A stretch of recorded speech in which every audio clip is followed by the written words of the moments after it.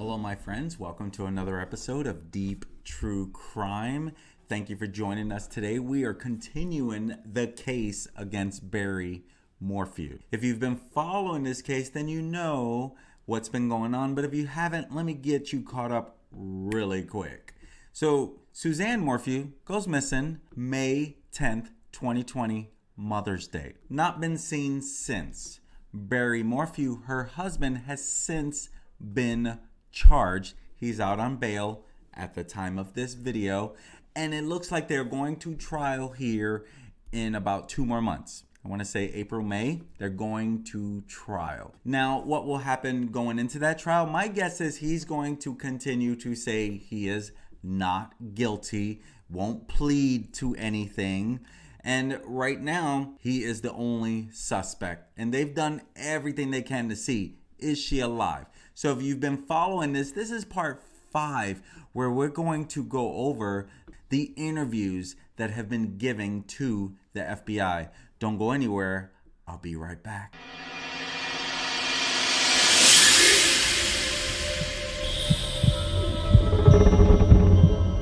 Welcome back, my friends. Thank you for joining us today. Let's go ahead and get right into it. Today, part 5, the interviews that have been conducted with the FBI and different CBI agents. The first one that was interviewed was May 14th of 2020, Morgan. You've heard of Morgan multiple times throughout this series that we've been covering. Morgan Gentile was one of the contractors he hired. On May 14th of 2020, Colorado Bureau of Investigation, 2 different agents, Kevin Kobach and Joseph Cahill, they conducted a consensual recorded interview with Morgan and Gentile, and they did this in Salida, Colorado. Morgan, she stated that around July 2019, she returned to Salida and started working at Diesling Structures, Inc., also DSI, known as DSI. She first met Barry through DSI, and they have worked together frequently. In January 2020, Morgan was terminated from DSI over allegations she used illegal drugs, though she asserted she did not use drugs. After she was terminated, Barry hired her as a contractor for his company, Sunset Farms Landscaping. Barry frequently talks to Morgan about his 2 daughters. He has never spoken of any marital or other family issues.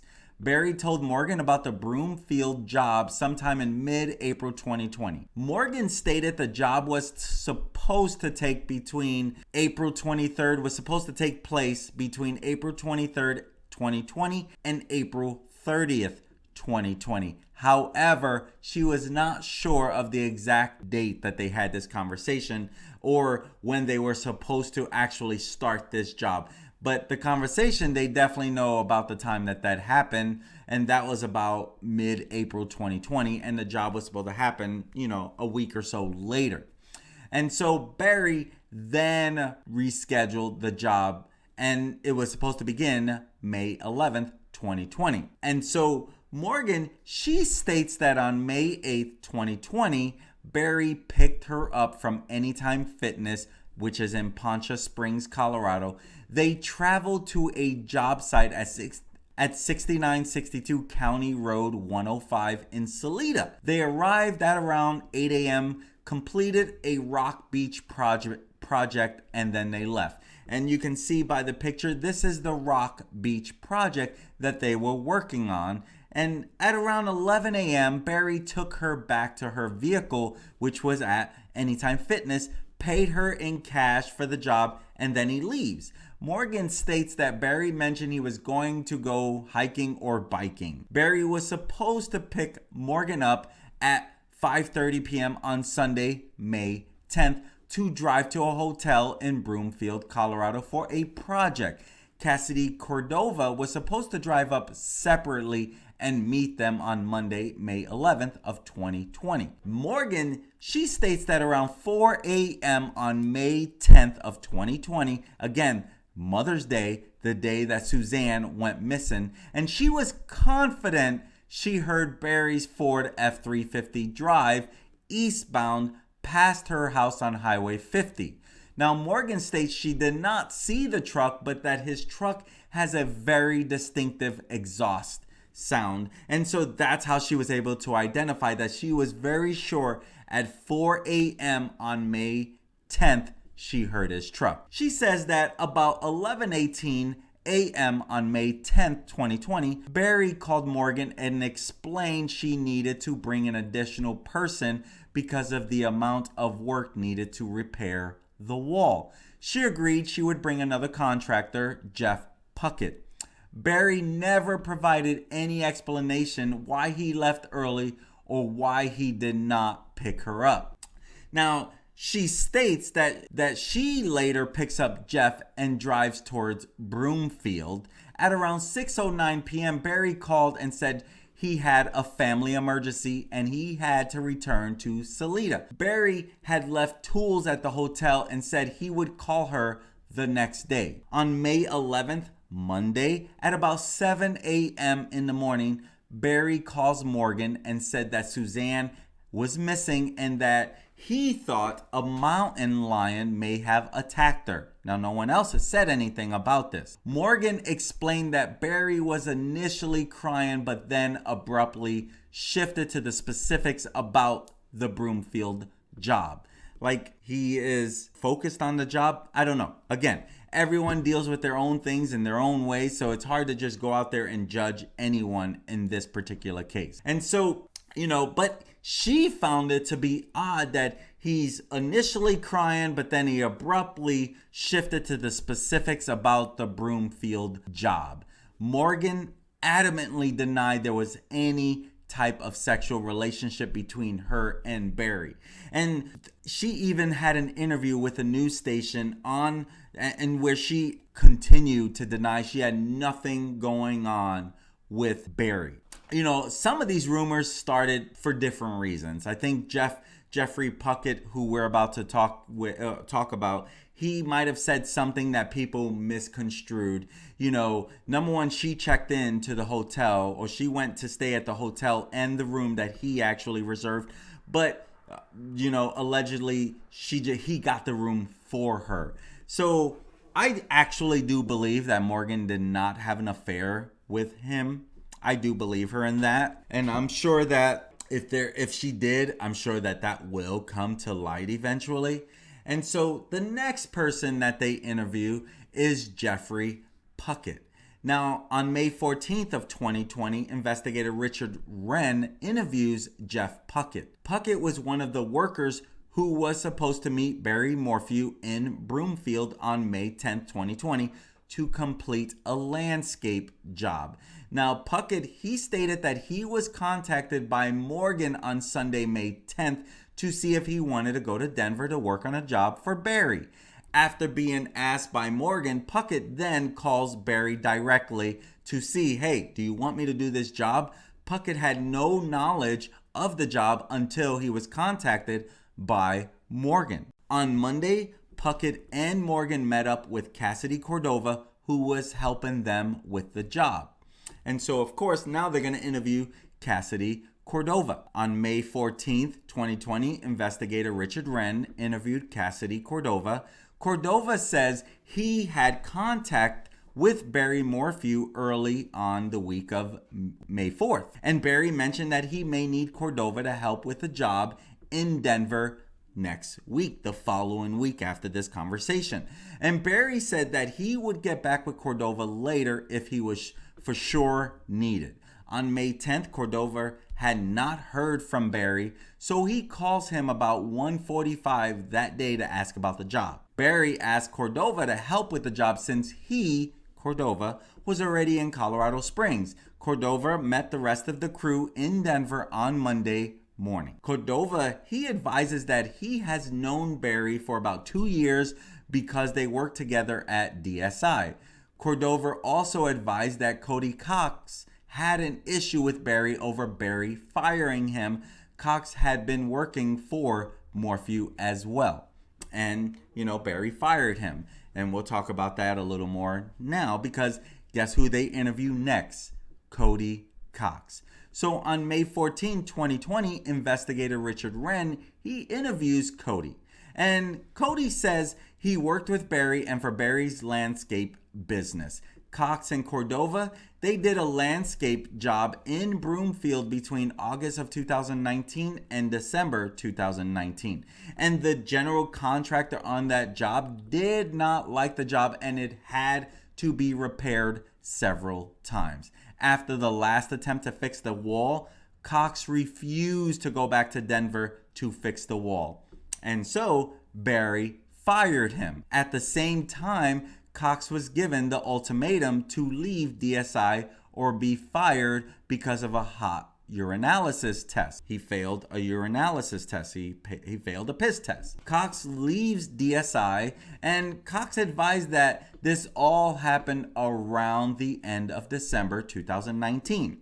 Now, Cox, he was asked about the information that he wanted to kick Barry's ass. Cox advises that rumor was started by Jeff Puckett, the one we just talked about. Cox said that he was not happy about getting fired, but was not going around saying he wanted to fight Barry. Now, Barry's a big guy too. Cox advised he had met Suzanne and talked about how she had brought cookies to his kids. He described Suzanne as a very nice lady. He denied having done anything to Suzanne and denied knowing what happened to Suzanne. Cox advised that Barry never talked bad about Barry's relationship with Suzanne. During a subsequent interview on May 22nd of 2020, Cox does state that he does not recall ever telling Puckett he wanted to beat up Barry. So he says this multiple times in different interviews. Puckett knew that he was upset. Cox was definitely probably upset about being fired, but the only one that claims that he wanted to beat up Barry was Jeff Puckett. I don't know, maybe Jeff was being a troublemaker. Again, speculation, I don't know. The next person that they interview, this is the second Sheila Oliver interview. On May 14th, 2020, this is Sheila Oliver's second interview, and this time she's interviewed by FBI agent William Rawell. Sheila said that she first met Suzanne when they were roommates and students together at Purdue University in West Lafayette, Indiana, about 1990. Suzanne married Barry in August 1994. Both families have children in the same age ranges and have raised their kids closely. Sheila is one of Suzanne's very, very best friend. If she had a number one best friend, Sheila Oliver is probably that number one best friend. And so they both have family, they both have children in the same age ranges, and they raise their kids closely together. About 2 years before this interview, about 2018, the Morphew's daughter, that's when Mallory went to college in Colorado to attend Western State College in Gunnison. And the Morphews then moved to Colorado in 2018. They didn't have their home sold in Indiana before they left. The move seemed to be in a rush. As we're going to continue to find out, Barry was burning bridges and doing a lot of bad dealing. I'm guessing this is some of the reasons why he wanted to get out of there. And so Barry, he was domineering, according to Sheila Oliver. He was domineering in the marriage with Suzanne. He would tell her she had to change in order for them to get along. Money was a big issue between them. Barry was very controlling with money. He insisted Suzanne use cash, but he would charge hunting equipment on his credit card. He invested in the silver market and then it bottomed out. Suzanne did not stand up for herself until recently. The marriage had become very rocky by 2018. There was hope a move to Colorado, making a new start, would help things. There was never a definite reason for Mallory going to college in Colorado and the family moving there. Suzanne thought it would be very nice to live near Mallory, though, who was going to college out there. Now, Suzanne, according to, again, we're still with Sheila Oliver in this interview, Suzanne came back to visit Sheila twice from Colorado. Once was Thanksgiving 2018, while the Morphews were still trying to sell their house in Indiana. While Suzanne was at the Oliver's house, she had stepped away from her cell phone to use the restroom, and Barry tried calling her several times within a few minutes, then tried calling Sheila, then tried calling Darren. He was persistent and obsessive about knowing where she was, at least when she was with Sheila. The other time was July 2019, when Suzanne returned to Indiana to visit Sheila, and then went to Michigan to visit her dad. Barry called Sheila saying he couldn't get in touch with Suzanne. Suzanne told Sheila this was odd because Barry never bothered to call Suzanne at any of other times. He was just very persistent in checking up on Suzanne when she was with Sheila. Now, this June 2019 visit to Michigan was consistent with Suzanne meeting Jeff Libler and Barry suspecting she was having an affair, thus why he was calling Sheila, because he wasn't trusting and he thought something was going wrong in that relationship. So the Oliver's daughter, Hannah, was married on Sunday, May 10th, 2020. Again, Mother's Day. Hannah was like a daughter to Suzanne. The wedding was originally going to include many people and Suzanne was going to attend. But due to COVID-19 restrictions, it was limited to immediate family and was live streamed online. Suzanne was going to watch it. She would not have missed it for the world. On Saturday, May 9th, 2020, Sheila sent 2 snaps to Suzanne in the morning. Snaps, Snapchat. Snaps is short for Snapchat. And she sent 2 snaps to Suzanne in the morning, which were open. Later in the day, evening time, Sheila sent 3 more snaps to Suzanne, which were never opened or received, as reflected on Sheila's cell phone. Sheila states there is 0% chance that Suzanne would run off and not at least tell one of her daughters or Sheila. If she had left Barry, she would have contacted one of her daughters or Sheila to let them know what was going on. Suzanne would not commit suicide. Her religious beliefs would not allow her to do this.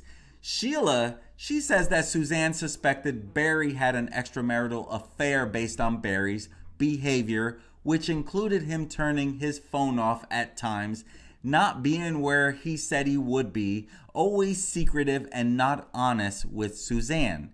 He had to travel back to Hamilton County, Indiana for some type of legal proceeding at least once, maybe more. Suzanne had given up asking him why because he wouldn't tell her. As Suzanne's suspicions were aroused over the last few years, again, this interview is 2020, May 14th, 2020, she wanted to find out what her husband was up to. She wanted to buy a spy pen to find out what he was doing, but was afraid of Barry's reaction if he found out. Suzanne asked Sheila to buy the pen for her on the internet. Sheila did this and gave the pen to Suzanne while they were on vacation together in Florida a few months before this whole incident around February 2020.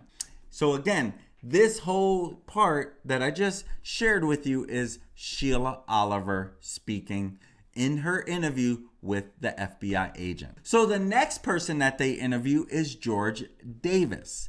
On May 15th of 2020, Colorado Bureau investigation agents Graham and Cahill interviewed George Davis. And George, he stated he has known Barry for approximately a year and a half.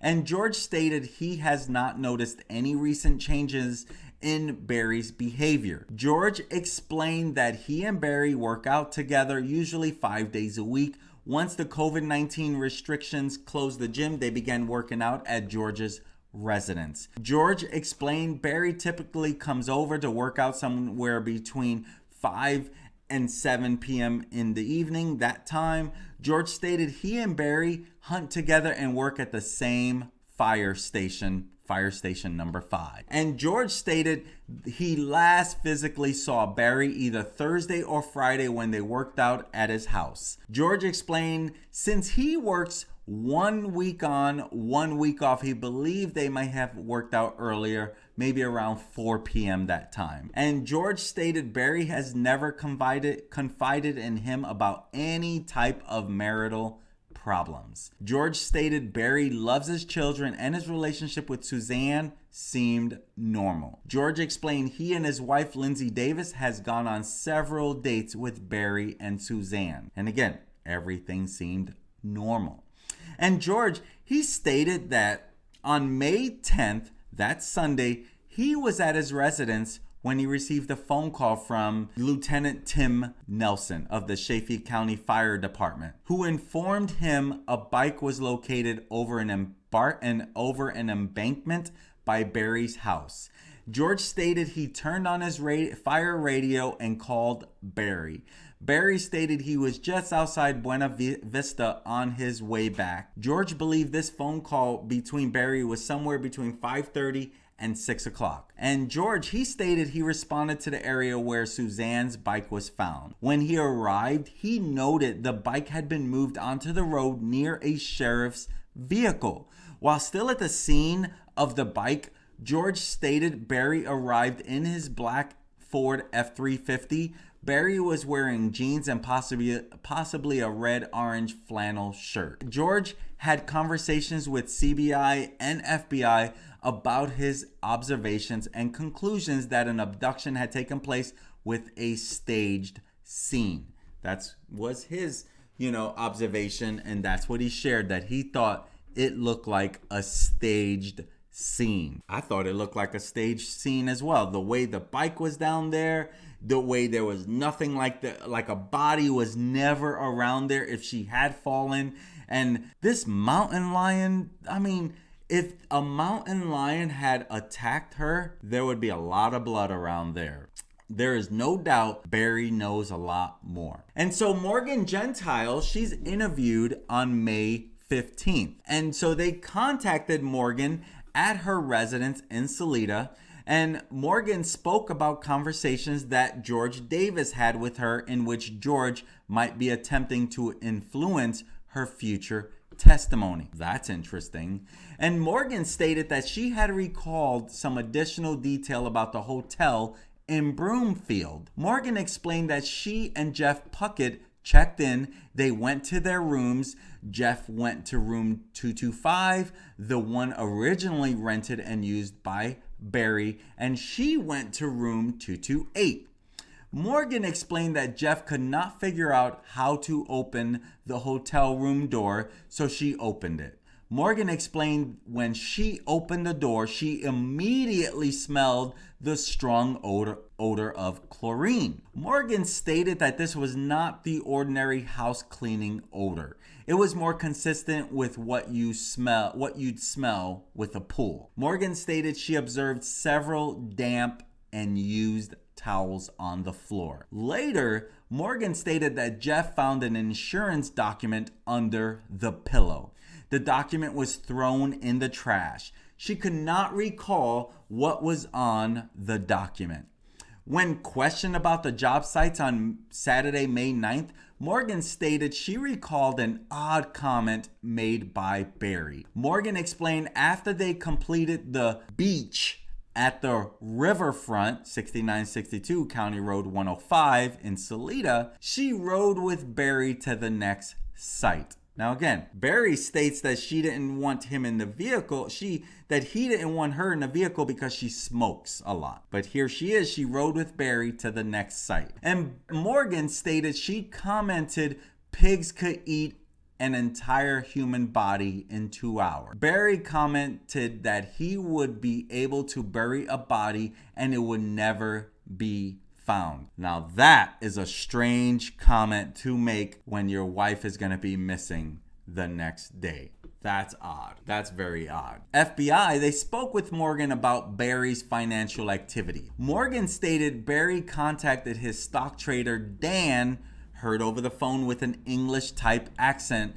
Morgan stated he spoke to Dan on a daily basis. And so Morgan's timeline to the Chaffee County Sheriff's Office on July 29th, when she's interviewed again, Morgan Gentile provided a handwritten timeline to the Chaffee County Sheriff, John Spezze.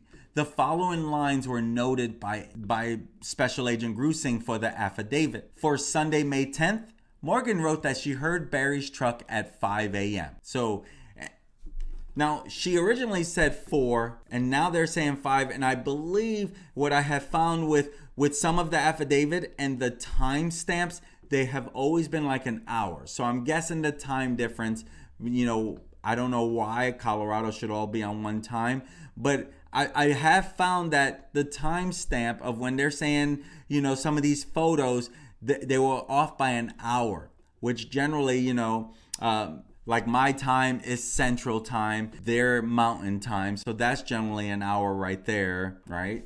And so I'm guessing some of this is where that's at. Because she said she heard his truck at 5 a.m. May 10th. And the last time in this affidavit, it was 4.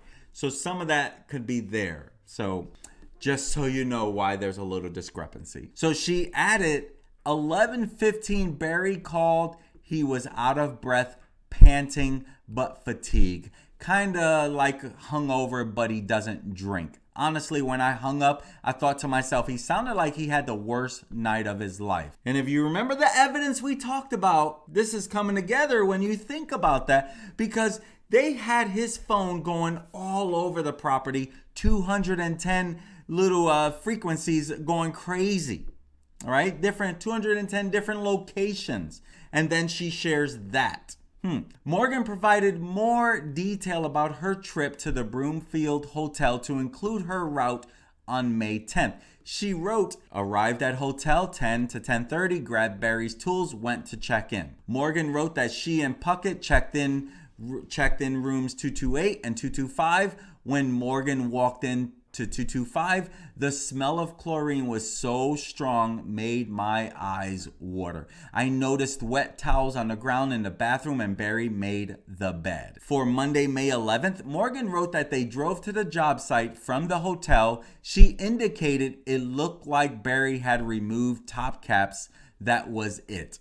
We also did not have the tools we need, like a packer or gravel. So didn't even have all the right tools for the job.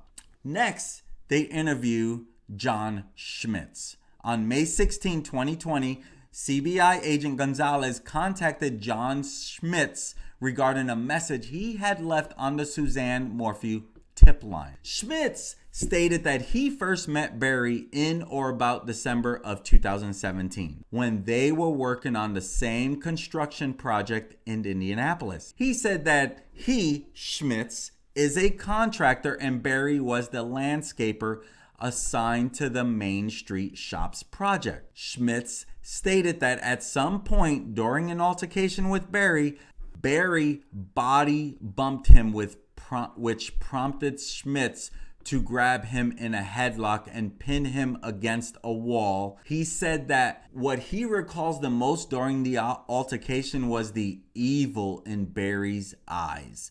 Schmitz said that when he heard about Suzanne, he just had a feeling that it was not good, knowing what he does know about Barry. And Schmitz stated that in May of 2018, he and Barry were charged with disorderly conduct. Schmitz stated that in May of 2018, he and Barry were charged with disorderly conduct by the Boone County Sheriff's Office for the incident that occurred in December of 2017. He said that the case had been continued until February of 2019 when all charges were dropped. Next person they interview, Brad Oswald. On May 17th of 2020, CBI agent Kobach. On May 17th of 2020, CBI agent Kobach interviewed Brad Oswald. And Brad, he's an Indiana resident and deputy sheriff in Hamilton County. Oswald stated that he had known Barry 20 years and they are good friends. Oswald came to Barry's house in 2019 to hunt in a preserve south of Salida. Oswald knew that Barry got into a fight with another guy in Indiana over the other party not wanting to move scaffolding on a construction site.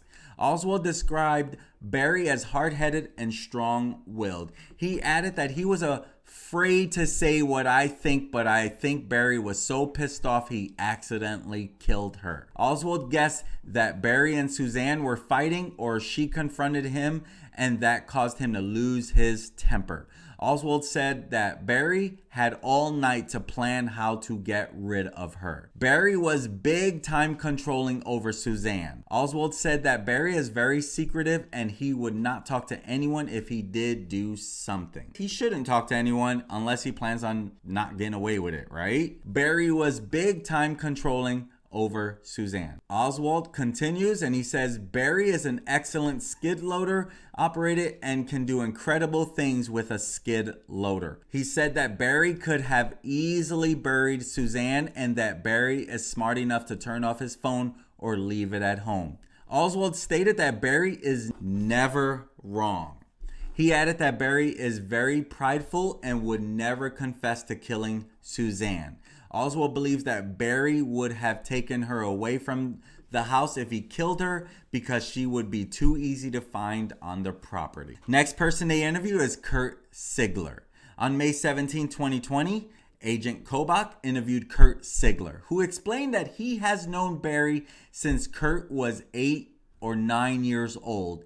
Kurt stayed with Barry and Suzanne approximately 2 years in Colorado. During that stay, Suzanne told Kurt that Barry was cheating on her with a girl from Indiana. Kurt hunted with Barry near Buena Vista that year in 2018. On May 11, 2020, Marcy, Barry's sister, called Kurt and told him that Suzanne was missing, that Suzanne was riding her bike and a mountain lion got her. Now notice this. No one else has said mountain lion except Barry Morphew. Here is someone else saying that they said a mountain lion got her. I find that very strange. The next day, Kurt was in Colorado talking to Barry. Kurt stated that Suzanne is not suicidal. She would not do that to the girls or Barry. During the interview, Kurt made assertions that he did not think Barry was capable of killing Suzanne. After speaking with Kurt on audio recording, Agent Kobach walked out the parking lot with him. Kurt turned and said, "I think he killed her." Kurt further stated Barry's timeline does not make sense. The bike was thrown down the embankment. The stuff found along the road was placed and it was like thrown out when Barry was driving back. Curtis also said if anyone found out about Barry's infidelity, they would all turn on him. Barry also burnt many bridges in Indiana, referring to business deals. The next person they interviewed, Gene Moorman. On May 18th, they interviewed Gene Moorman, Suzanne's father. He was interviewed in Michigan by FBI agent Lynn Novak. Moorman said that the first time he heard from Barry following Suzanne's disappearance was on Saturday, May 16th, 2020. 6 days after she has been reported missing, he finally called the dad. To me, that's a red flag because you didn't want to face that feeling. He said Barry called and sounded distraught, saying that he felt so badly and that authorities were trying to pin Suzanne's death on him. Barry says that he was interrogated for 5 hours. Moorman said that he did not find it odd, however, that Barry waited almost a week after Suzanne's disappearance because Barry was very emotional and going through a lot. Okay, makes sense, but now that we know more, Moorman found it odd though that neither of his granddaughters or Barry were home on Mother's Day. Barry seldom worked on a Sunday, and it was unusual that he would choose to work on the Sunday of Mother's Day. Now, Suzanne never told her father that she and Barry were having marital problems, according to Moorman. Moorman believed that Suzanne would have confided in her older sister, Melinda, who lived in Tennessee. Now, Barry and Suzanne went through stressful times when they had a hard time selling their home in Indiana and struggled to pay for their mortgages in Indiana and Colorado. Barry and Suzanne went through stressful times when they had a hard time selling their home in Indiana and struggled to pay for their mortgages in Indiana and Colorado. A little over a year ago, which would have been 2019, Moorman loaned Barry and Suzanne $100,000. Barry paid Moorman back with a personal check on a quarterly basis and paid off the loan early, approximately 3 months before this whole thing. The last time Moorman saw Suzanne was approximately 2 years ago, which would have been 2018. She met him in Florida for a vacation. Suzanne was by herself and was supposed to stay with Moorman for 7 days, but abruptly left after 3 days to meet her husband on the West Coast. He was upset of her leaving early, however, did not tell her how he felt. Gene Moorman would pass away on November 10th, 2020. Rest in peace, Gene Moorman. Next person they interview is Andrew Moorman. May 18, 2020, Agent Kobach interviewed Andrew Moorman. This is the brother of Suzanne. Andrew stated that in Indiana, a few years before this whole thing began, Suzanne found a female's bracelet in Barry's truck and confronted him about having an affair. Barry's sister, Marcy, ended up claiming the bracelet belonged to her. Barry has exceptional hunting skills. Barry told Andrew that his surveillance system at his home has been down for months. Andrew made the statement, "Don't get between Barry and his money." Following Suzanne's disappearance, Barry told Andrew that Suzanne crashed her bike or was forced off the road. Barry also said he thought a mountain lion dragged her off. Barry used the mountain lion idea for 2 or 3 days before the theory changed to someone taking Suzanne. Then Barry could not get past the idea that Suzanne was being molested. Andrew said that Barry is a very good skid loader operator and he could have placed her in a tarp and put her anywhere on his way to Denver. Barry knows how to cover scent by using skunk spray and is an exceptional hunter. Andrew did not know Suzanne had to have been an early riser, especially to go on a bike ride early. Next person they interview is Aaron Blandu. On May 20th of 2020, they interviewed Aaron Blandu. Blandu is the IT person for the Grace Church in Salida, Colorado. On Sunday morning, May 10th, 2020, the church broadcasted the service live on YouTube. Blandu is responsible for getting the broadcast set up on the church end and broadcasting it to YouTube. He says that he could not see who logged into the broadcast in order to try to confirm whether she was on it that morning or not. No, you can't tell that, but you could be able to tell through the IP whether she was watching YouTube. So we'll see about that. Next person they interview is Tim Klico. On July 27th of 2020, Special Agent Grusing interviewed Tim Klico at his place of business, 58 Jones Avenue, Salida, Colorado. Klico stated that Dan Thomas, a developer friend of his, told him in September of 2019 that if Klico was looking to sell his backhoe attachment for a skid steer, Barry Morphew might buy it. Thomas gave Klico the cell phone number for Barry, and Klico traded texts with Barry around September and October 2019. Barry told Klico that he was interested in buying the backhoe attachment for the asking price of $5,000, but Barry never met with Klico to complete the deal. On Saturday, May 9th, 2020, Barry again reached out to Klico and said he was interested in buying the backhoe. Klico traded texts and calls with Barry that day, and Barry asked via text at 1:46 p.m., "Are you around to look at backhoe?" Klico replied at 1:49, "No, but you can drive by and have a look, 58 Jones Avenue." Klico does not know if Barry drove by the lot because his surveillance cameras were not functional. Barry sent Klico a text at 1:50, "Okay, will do, I'll call to discuss," but Barry never called and Klico did not further pursue him. Klico only found out that Barry was the husband of Suzanne Morphew after the case gained publicity. Klico explained that the backhoe attachment could easily be used to dig a deep hole or trench in a very short amount of time. Cleco explained that the backhoe attachment could easily be used to dig a deep hole or trench in a very short amount of time. Now, in March and April of 2021, FBI agents asked Barry about why he needed a backhoe that particular time and day. FBI agents learned that before Barry left Indiana in 2018, he used a backhoe to dig a large hole in his front yard, fill it with items to include furniture, and cover it over, planting alfalfa on top. Barry also dug holes to hide large sums of money in Indiana, per his associates and his own admissions. I'm guessing he dug her up. He dug up a hole and put her in there. Again, speculation. As we learn more about this, I feel like I have to give my thoughts. Let me know in the comments what you think could have happened to her. The next person that they interview is Timothy Agnew, also known as CBD Tim.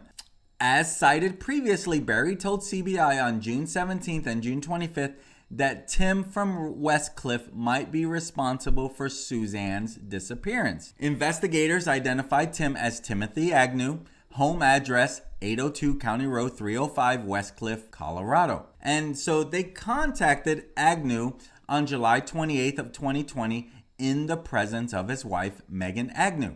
Now, the Agnews, they were not advised that the purpose of the interview was centered around the allegations made by Barry that Timothy was a drug dealer who should be considered a suspect in the disappearance of Suzanne.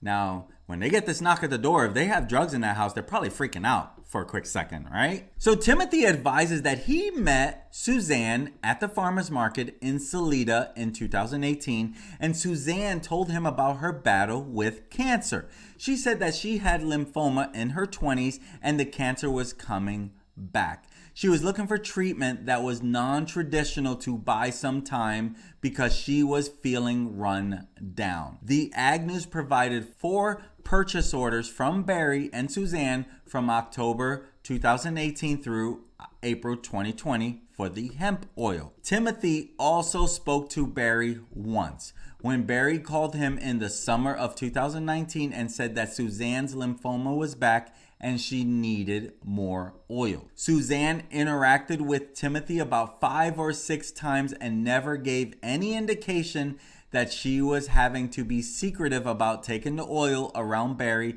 or that Barry disapproved of her taking the oil. The next person they interview, Carrie Wudel. On January 11th of 2021, Special Agent Harris and Special Agent Grusing interviewed Carrie Wudel in Salida, Colorado. Wudel met Suzanne at the Exerflex gym in Salida in the fall of 2018 as they worked out during the same time in the afternoons.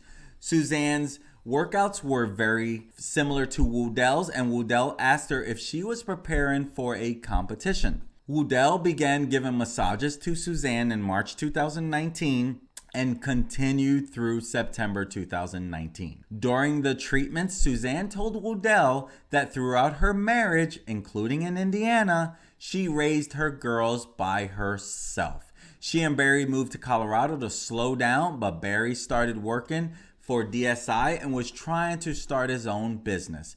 Wudel estimated that Suzanne said Barry traveled to Denver once every week or two in 2019. Now, Wudel told agents that she felt guilty for not accepting Suzanne's invitation in November of 2019 to spend more time together.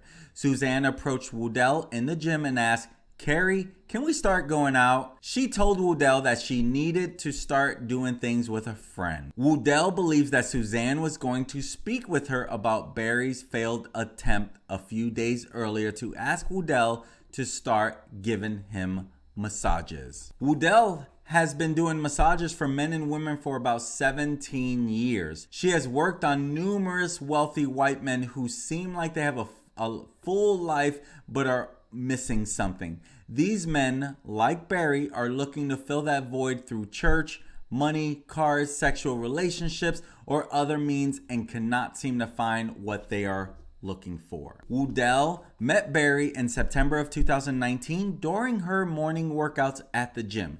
She did not know that Barry was married to Suzanne until she saw him sign in on the register one morning. When she saw his name, everything that Suzanne told Wudel about the problems with her husband clicked in Wudel's mind. Barry was alone during his morning workouts. He watched Wudel in the gym to the point of making her uncomfortable. She perceived him as a predator with a huge ego. Barry's truck caught her attention because of its size, noise, and firefighter plates. Barry was not always working as hard as Suzanne stated because he was in the gym about 4 times a week.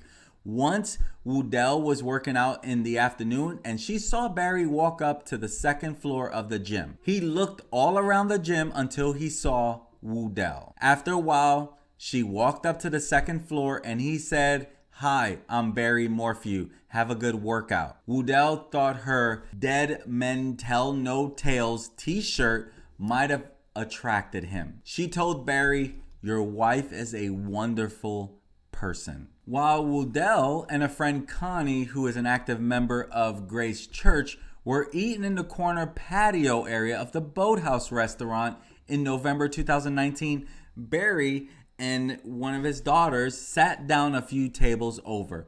He glanced over at Wudel multiple times, making her uncomfortable. Barry approached her, stretched his back, and said words to the effect of, "I'm so happy to see you out tonight. My back is hurting. I'd like to schedule an appointment." Wudel did not want to give Barry her phone number or give him a massage, so she told him she did not have her phone with her and he should schedule through his wife. Wudel told agents that she wondered how many other women Barry pursued who did not steer him to talk with his wife. Wudel felt Suzanne's request to talk a few days later occurred because Barry has a huge ego, felt rejected by Wudel, and he likely bashed her to Suzanne. From the first time Wudel met Barry, she said it felt like he was putting his tentacles out. Next up that they interviewed, Laura and Andrew Richardson. On December 1st, 2020, Special Agent Grusing and Harris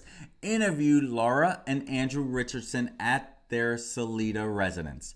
Laura met Suzanne through church in 2018 and heard Suzanne was battling cancer. She approached Suzanne and offered to be her friend since Suzanne was new to Colorado, away from her family and friends. Laura went to at least 3 cancer treatments with Suzanne. As Laura and Suzanne got to know each other, Suzanne shared that Barry chose to go to work over going with her to cancer treatments. As Suzanne began to feel better, she was more fiery and she traveled out of state without Barry to see her father. When the Richardsons went to the Morphew house for the second dinner, Barry announced that Mallory was a virgin and there are no other virgins at Western State. The statement was odd to Andrew and Laura for multiple reasons and seemed more like a declaration than conversation. Very weird. On May 1st, 2020, Laura and Susie celebrated Suzanne's birthday at Laura's house. Suzanne was very healthy and positive as she showed them her mountain bike and talked about her daughter receiving an award at school. She spoke about doing the financial books for Barry and how that she would serve as a bridge between them. Suzanne also started training online to become certified as an athletic trainer. She was coming out of cancer treatment and felt like she had a second chance at life. Andrew said he and Laura responded to the scene where Suzanne's bike was recovered on May 10th after one of the daughters called Laura at about 9 p.m. that night. Andrew and Laura stood with Barry on the road for 4 hours while law enforcement, along with search and rescue, searched for Suzanne. Andrew tells agents that Barry was silent for most of their time on the road, regardless of the suggestions Andrew made. Andrew told Barry they should explore the tracks around the bike or go down to the area where Suzanne's bike was recovered to see if they could see anything. Andrew wanted a search, look around, and ask questions to figure out what happened to Suzanne. But Barry was not interested. Barry looked at Andrew and said, "You're a really good man." Andrew did not know why Barry said that in context of their situation. Andrew described Barry's expression as stone face throughout the evening. Andrew said the bike positioning in relation to the road made no sense for an accident to have occurred because the rider would have needed to make a 90-degree turn from the road to head downhill. Barry told Andrew he made the trip from Denver to Salida in an hour and 15 minutes or similar ridiculous amount of time once he thought Suzanne was missing. Andrew did not understand why Barry waited that long until that night to come back if he thought Suzanne was on a bike ride that morning. Andrew helped with the searches for Suzanne, which Andrew described as disorganized. Barry and his friend George searched by themselves. Barry was gone all day, every day, and left his girls at the house. Barry tracked a mountain lion for an entire day across Highway 50, but he did not find anything. On the third or fourth night after Suzanne went missing, and Barry had been complaining about law enforcement's focus being solely on him, Andrew went to speak with a friend of his who lives nearby and is a defense attorney. The attorney listened to Andrew, and he gave Andrew his business card to give to Barry. He told Andrew that Barry needed to take the polygraph test so law enforcement could focus somewhere else. Andrew took the card and gave it to Barry, explaining his conversation with the attorney. Barry was very excited to get the card and grateful for Andrew's referral. However, when Andrew told Barry the attorney recommended that he take the polygraph, Barry looked at Andrew and said, "I don't think I'd pass a polygraph." That's an odd statement. Andrew waited in uncomfortable silence for a few moments to allow Barry to qualify his statement. Andrew told agents he got chills from Barry's response and thought Barry's reaction was very strange. When Barry said nothing else, Andrew awkwardly told him he had to go and he left. It's a very strange comment. Andrew waited until the present date to tell law enforcement about the encounter with Barry because he did not know if it meant anything to the investigation. Barry has since told Andrew that he spoke with the attorney a few times and the attorney has been helpful. On December 8, 2020, Laura said that Barry called her on December 4th, 2020 at 10:30 a.m. and they spoke for 10 minutes. Barry said his girls were angry with Sheila, having a hard time with her and do not want to talk to her. Barry told Laura he does not know why Sheila is doing this. He said words to the effect of "Suzanne's not dead, she's coming back." Barry thus did not know why Sheila felt she needed to remember Suzanne or grieve. Laura was shocked by these words but did not ask Barry why he thought Suzanne is alive. The next person they interview is Matt Craig. John Matthew Matt Craig of Noblesville, Indiana, was interviewed by Special Agent Grusing and Harris. Matt explained that Barry sold BLM Landscaping Services, LLC, and Sunset Tree Farms to Matt, his brother Dan Craig, and Hank King. Matt's father signed as a guarantor for the purchase of the business, which occurred on January 12th of 2018 when they paid Barry $189,000. Barry told Matt that he was making $200,000 to $300,000 per year and the client list in his phone alone was worth the investment. After paying the initial $189,000, Matt and the others agreed to pay Barry $50,000 per year over the next 4 years, due on August 1st of each year. They paid Barry $50,000 in August 2019 and $50,000 in August 2020. Matt told agents that Barry's business was probably worth $20,000 instead of $389,000 they paid. Barry used his relationships through the church and his supposed good reputation to fool Matt and his family into buying a worthless business. Matt's father refused to allow Matt and the others to hire an attorney and sue Barry because he did not believe in lawsuits. His father felt it was his fault for agreeing to be the guarantor, and he planned to pay off the debt. Barry sold his BLM business once before to Seth Puckett and Kyle Cambry, though he called the business BLM Landscaping LLC and left out services from the business name. Matt found out after he bought the business from Barry that Puckett and Cambry also figured out BLM was worthless, and they refused to pay him the rest of the money they supposedly owed Barry in 2015 or 16. Matt said he would have stopped paying also, except his father was the guarantor and he didn't want to mess that up. The next person they interview, Ted Turner. On October 27th of 2020, Special Agent Grusing and Harris interviewed Ted Turner in Noblesville, Indiana. Turner explained that he and Barry raised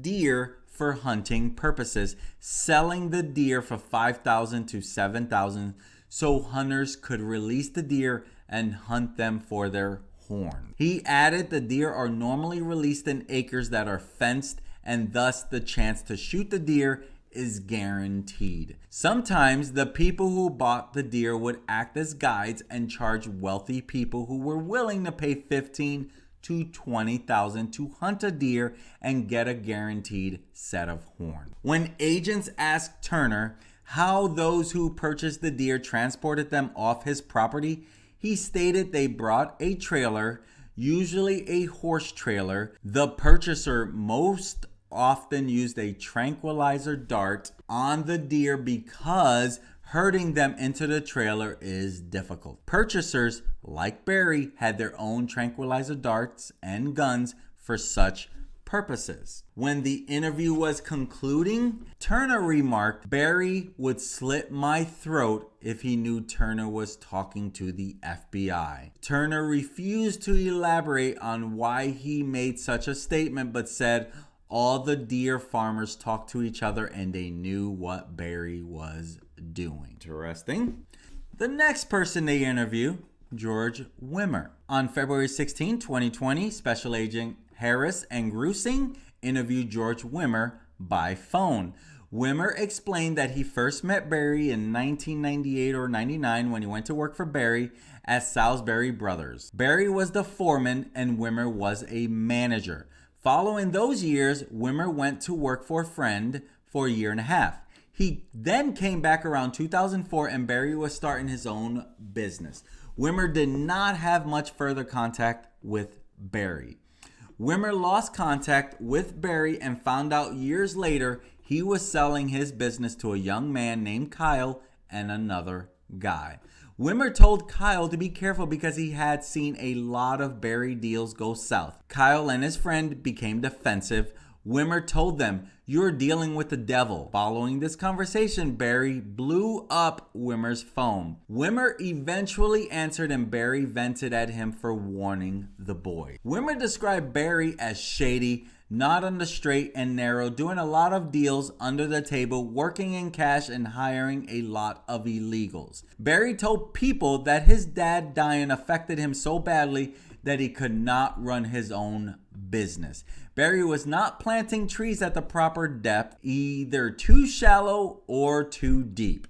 He knew that he had to adjust the trees or they would die, but he was too focused on making money and moving on to the next job. Barry planted rows of trees incorrectly and hurriedly, and they died. When Wimmer learned Suzanne was missing, he Googled Barry and read about all that was going on with her disappearance. Wimmer was intrigued by it and saw the Tyson Draper video. My name's Tyson Draper. I'm from Arizona. Okay. So What happened? okay. Yeah, do you mind putting that in your pocket? Oh, not a problem. No, it's not on, bro. It's not on. We've had a lot of media Yeah. bother us. And obviously this is very emotional. Oh, absolutely, Keep bro. it private from me. But we've searched. It's never going to hurt to retrace searches. But we've searched a 200-mile radius. What? Really? All of the mountains have been covered so far. But obviously, we're going to miss things. Right. So let me show you what happened. And I do have a reward. There is a reward? $210,000 reward.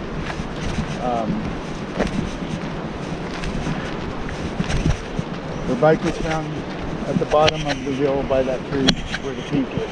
Oh, really? The first night there was a mountain lion. The officer seen it walk by the car, so we thought maybe she got attacked by a lion. We thought maybe she wrecked coming down this hill, a car coming around the corner fast, or maybe was disoriented and got in the river. We've covered all of this really good, this triangle, with search and rescue. So we're pretty comfortable that she's not in this triangle between the RV park, your truck, this road, and then the next road. But what seems to have happened from the investigators, and they don't give much, and I've got private people working for me, is maybe she was abducted right here. And they found an article going west of hers. They won't tell us what it is. So they sent another team after they found the article that covered this hillside all the way down to the river pretty good. My concerns were this way and that way if it was the cat, because the cats, they drag their prey up the mountain and out of people's. We can't find sign for the cat, but we got rain like right away. Yeah. Could have washed away sign. So they found her bike just right against that tree down Well, there? no, it was on the ground. The wheel was facing, and the sheriff department, they screwed everything up. They shouldn't have touched it. Oh, really? Left it. It's evidence. They pulled it up, and then the sheriff we had cars over here. Well, the sheriff let everybody drive through here, covering all, or messing up all the evidence. They were walking all over this area, which if somebody abducted her, they would have had foot tracks. They would have fingerprints on the bike. And they that would have all been let gone. 10 other people touch the bike. Oh, man. I mean, we was really upset that first night. I was in Denver, so Oh, you were? I didn't get here until 9 o'clock that night. Yeah. And my friend's an Army Ranger, and he knows this stuff better than anybody. He did 400 tours in Iraq, Afghanistan. Oh, is that? So what I would say, if you want to help, I would say this way been the least covered on the mountainside. So you don't know where that article was, though? Was it by the road, or they won't even? They won't say, huh? Well, Barry, I'm glad you filled me in, man. I was.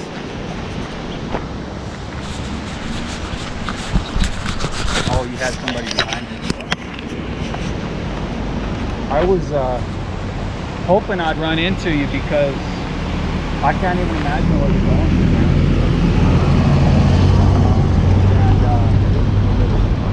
And that's what I've heard. We're totally in love. We have 2 best kids. Closest family. It's just one of them things where, and you know, they have to investigate it first. Yeah. Yeah. Well, get your name cleared, and then. Well, and they, You know. they told me that it's cleared. I don't know if it's on me, if it was me.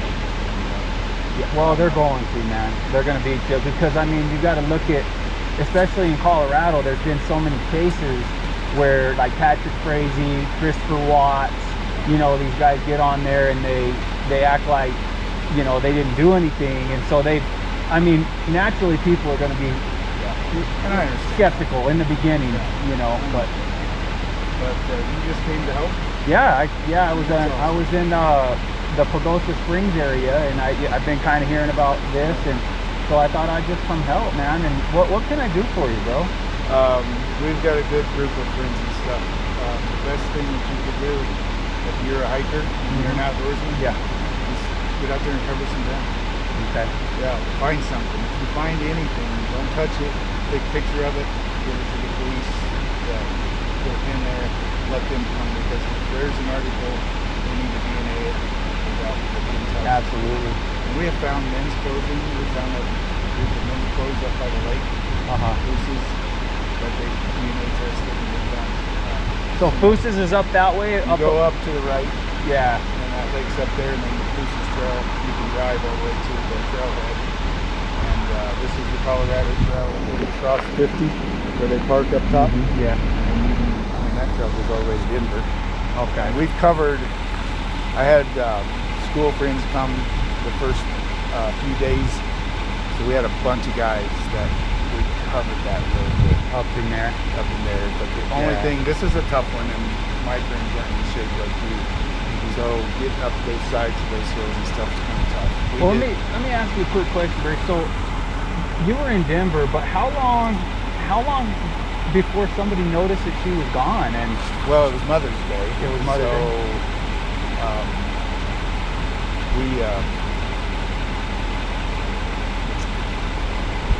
We had two daughters that were coming home from the trip,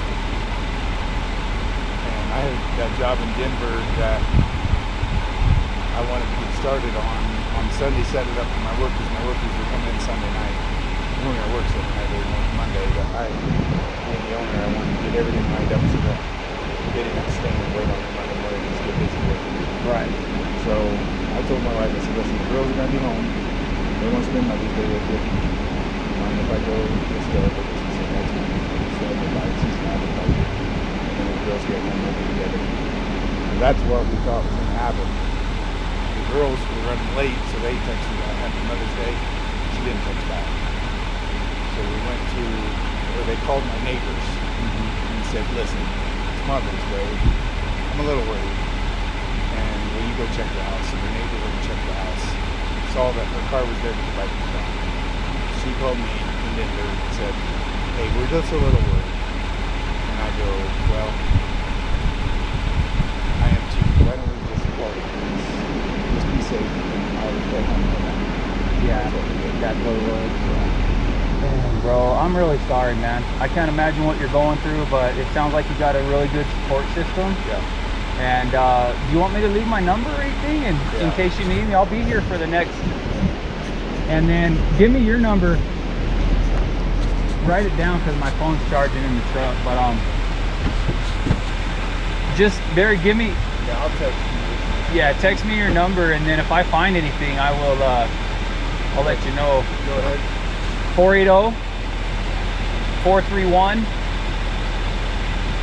480-431-5344.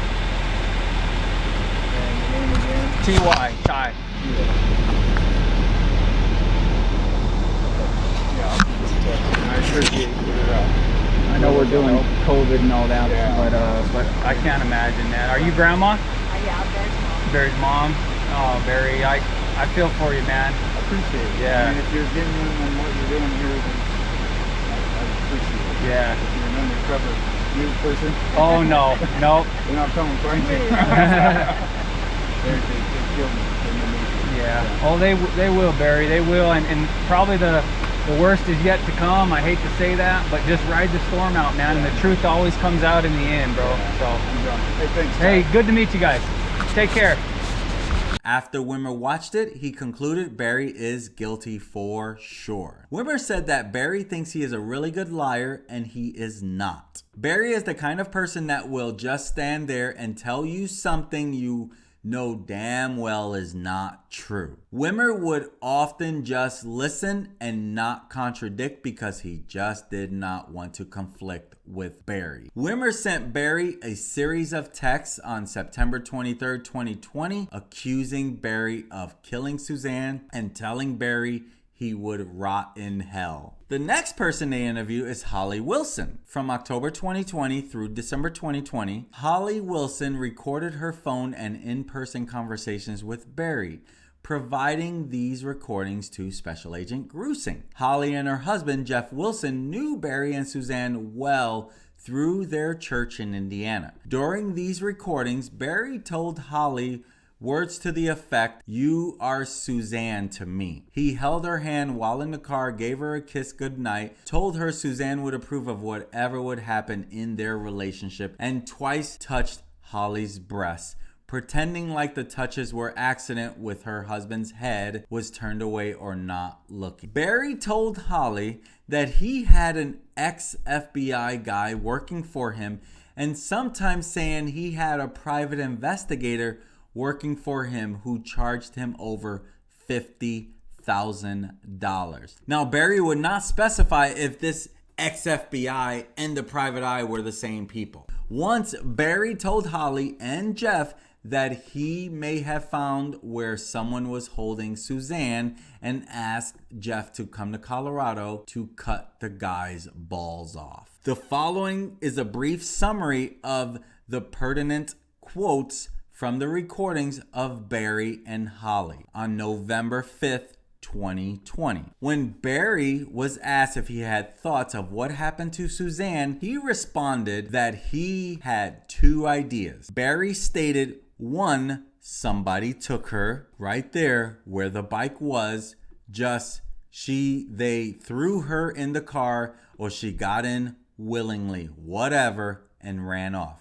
Barry added, or somebody chased her and she's in the river, and she's still in the river right now today somewhere in a log jam. Barry said he did not see anything else, adding the FBI was telling him that she left on her own. They were trying to tell me that she left. Barry said she did not leave. He knew she would not do that. Holly asked Barry if his guy was able to go through the list of people whom Suzanne was Facebook friend requesting. He replied he had not spoken to him about it. Holly wondered out loud if someone else hacked into Suzanne's Facebook. Holly said it was unlike Suzanne to send out a lot of requests asserting, "If I had to bet, I'd say it wasn't her." Barry said, "Yeah, she wasn't like that." Barry was asked about the last thing she said to Suzanne. He replied, "I don't even know. It was just a normal night. We just ate dinner together and just had a quiet evening like we do." Like, it was hard to understand that little part. Holly's spouse asked Barry what someone would do with Suzanne if that person took her. Barry responded that the person would keep her in a basement. Holly challenged Barry that someone would hold on to her for 6 months. Barry said, and if that's the case, then, little hard, unintelligible, to interpret, she's underwater. So that's what he says. He added, because there's no evidence of anything else that's surfaced. On December 5th, 2020, again, Holly recording them. Holly talked to Barry on FaceTime, and he said, "I've been talking to the detectives and the FBI guy regularly now." He added, "They seem to be on my side, finally, and helping me kind of feel better about things because of what they're telling me." Barry thinks they have Suzanne's phone, he said. "They found it by the bike, or they found it on the search, or they found it in the house. I don't know. They won't tell me. They won't even tell me they have it, but I'm pretty sure they have her phone." Barry said, "My guy knows I had nothing to do with it. He's already said he's proven that with his investigation." Holly asked what the private investigator is waiting for then in talking to the detectives. Barry replied, I think because they've been on different pages for so long, and he told me that, and everybody's told me this, that 80% of the time it's the spouse. Barry asserted the FBI told him they never give the house and cars back, and yet they gave Barry his house and cars. Barry said he told them, "I think I know why you did, because you found no evidence. Because there is no evidence, it doesn't exist." Now again, December 17th in downtown Salida, Colorado, Barry says, "I don't know if she was what she was doing, putting in her body behind my back, but all I did was work or hunt, and she had idle time. Idle hands are the devil's tools. She had 21 years of doing absolutely nothing but being a mom." Holly later said that Suzanne going to Al-Anon helped her detach from Barry. Barry said, "Let's go. I can't hear it." He stood up immediately and walked out of the restaurant. Holly said that Barry could never describe what his last image of Suzanne was to her. Barry, well, I'll tell you right now, we had sex that night and she was naked when I went to sleep. So she obviously got up and put her pajamas on, and when I left in the next morning, she was laying right there in bed. I didn't pull up the covers and look what she was wearing, if that's what you're asking me. Barry continues, and it upsets me that women have to have their little secrets behind their husband's back when I'm her best friend, and it pisses me off. It pisses me off that if my wife went behind my back and said that, S-H-I-T, about me. He continued that the problem with women, they get their little things going between each other and they have no respect for their husbands. Barry later said that's the problem with women. They get their little things between each other and they have no respect for their husband. Barry later said, well, she said I cheated on her. Holly confirmed Suzanne told her the same. Barry said, but I didn't. Barry later said, I mean, if I would have done one thing wrong, I would be in jail right now. Barry said, what you guys had in your little private conversation has nothing to do with the situation that we're in unless she left on her own. And if that's the case, then I'm pretty sure she'll surface someday for her daughters, but I don't believe that's the case. I truly believe that her disappearance was out of anyone's hands but God's. And God allowed that to happen for some reason, and we might never know until we get to heaven. Holly said if she had told Barry before Suzanne's disappearance that Suzanne was detaching from him, he would have reacted in the same defensive way. Barry said, no, I would have sat my wife down and had a heart-to-heart talk about it. He adds he would not have been upset. Barry later said, and I was afraid that talking to the FBI and when we talked about this situation and they said she could have left on her own, I said the only reason that she would leave is because she wouldn't have me hounding her about her problems, and she was free to drink, free to drug, and do all that. There you have it, my friends. That is from the mouth of Barry on there and all the people that were interviewed. And I'm telling you, this does not add up at all. This doesn't add up. The question remains, what happened to Suzanne? Barry knows what happened to Suzanne. And in part 6, we're going to talk about Barry's interviews with the FBI in 2021, which would later lead to his arrest, because they start uncovering more stuff. You know, this is where we're going to be talking about the summaries of audio and video recorded interviews by the FBI of Barry after he was informed of Suzanne's affair. And so that's what we know so far. My friends, what do you think happened to Suzanne? Let me know in the comments what you think happened to Suzanne. I think Barry knows, and I truly believe he has killed her. I'm Manny Rodriguez. This is Deep True Crime. Thank you for joining me on episode 5 of the case against Barry Morphew. Talk to you guys later. Peace.